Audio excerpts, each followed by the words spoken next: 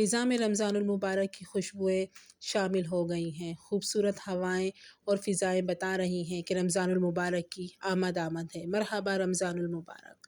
السلام علیکم، میں ہوں اینی جبار، آپ دیکھ رہے ہیں سمپل لائف سلوشن۔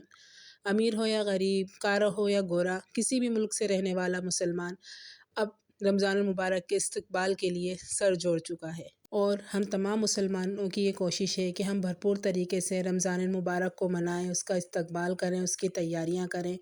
تو کہیں کچن کلیننگ ہو رہی ہے، کہیں گھر صاف ہو رہے ہیں، تو کوئی گروسری کی شاپنگ پر نکلا ہوا ہے۔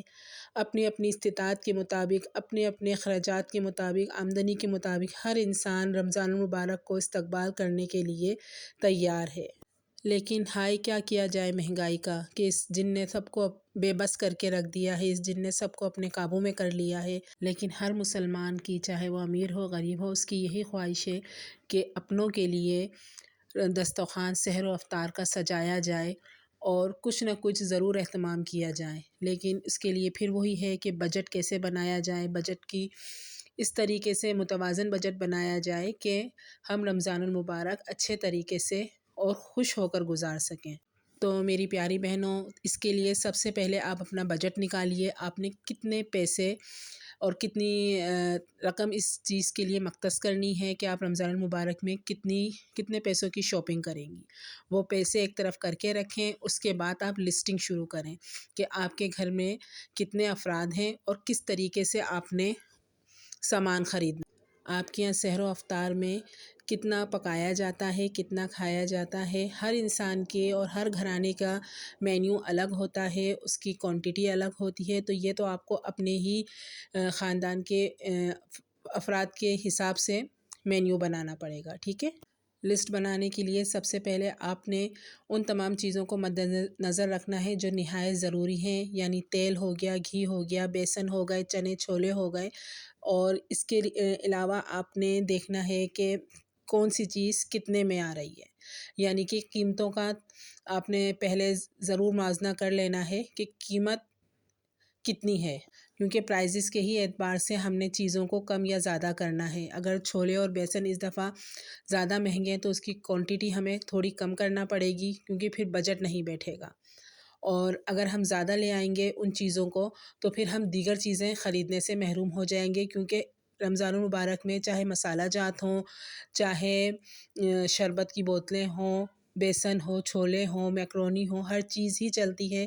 سبزیاں بھی ڈالی جاتی ہیں، آلو ہے، پیاز ہیں، ٹماٹر، ہر چیز کا اتنا خرچہ بڑھ جاتا ہے۔ تو ہم نے اس طریقے سے چلانا ہے کہ جہاں ہم نے چیز 2 کلو خریدنی ہے تو ہم 1.5 کلو خرید لیں، اور اسی کو ہم تھوڑا کچھ مینیج کر کے چلیں، تو آدھا کلو کے ہمارے پاس یہ ہیں پیسے بچ جائیں گے، اس میں ہم کوئی اور چیز خرید لیں گے۔ تھوڑی کوانٹٹی ہر چیز میں سے کم کر کے آپ دوسری ایک نئی چیز خرید سکتی ہیں۔ میں نے بھی اب اپنے گھر کے لیے لسٹ بنانا شروع کر دی ہے۔ انشاءاللہ 2-3 دنوں میں بھی رمضان المبارک کی گروسری کروں گی، تو وہی میں حساب کتاب لگا رہی تھی کہ کیا چیزیں میرے پاس ہیں اور کیا چیزیں میں نے خریدنی ہیں اور کتنی کوانٹٹی میں نے خریدنی ہے، کیونکہ جو کام بھی کرنا ہے وہ بجٹ میں رہ کر کرنا ہے۔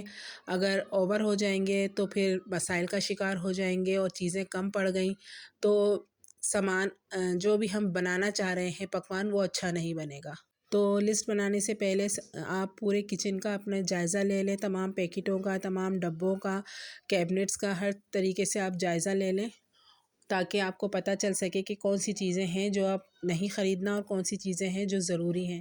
کیونکہ ہم خواتین، ہم ہاؤس وائف صرف پیسوں میں بچت نہیں کرتی ہیں کہ ہم نے بچت کی مد میں ہی کچھ پیسے بچا لیے ہوں، ہم سامان کی مد میں بھی بچت کرنا خوب اچھی طریقے سے جانتی ہیں کہ کتنی کوانٹٹی ہوتی ہے، اور ہم کچھ چیزیں بچا کر پیچھے کر دیتی ہیں کہ وہ اگلے مہینے کام آ جائیں گی۔ اور میری بہت ساری بہنیں اس بات سے ایگری کریں گی کہ ہم رجب سے ہی رمضان کی تیاریاں شروع کر دیتے ہیں۔ جب میں چھوٹی تھی اور میں اپنی امی کو یہی دیکھتی تھی، وہ رجب سے ہی سامان منگوانا شروع کر دیتی تھی، کچھ تھوڑا کر کے، کہ جب رمضان آئے تو برڈن بھی نہ پڑے۔